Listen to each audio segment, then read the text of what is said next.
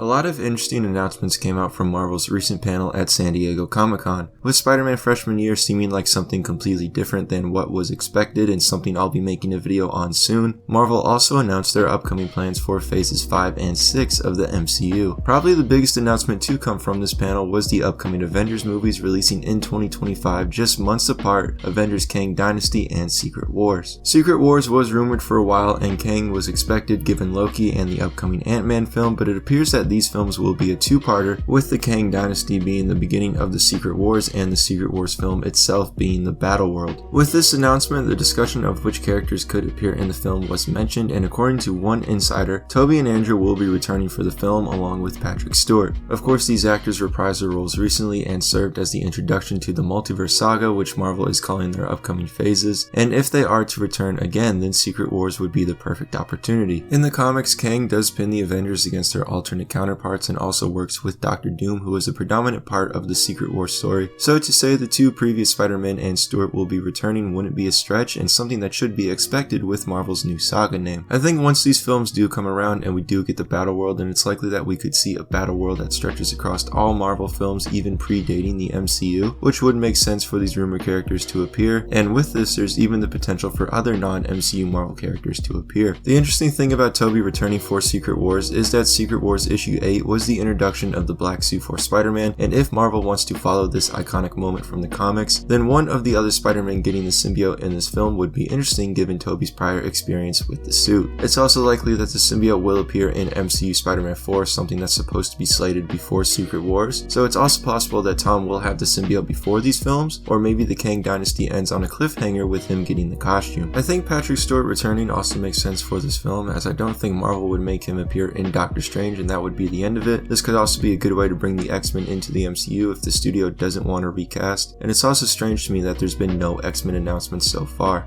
So let me know what you all think. Do you think these characters will appear in Secret Wars, and will any non-MCU Marvel characters also appear?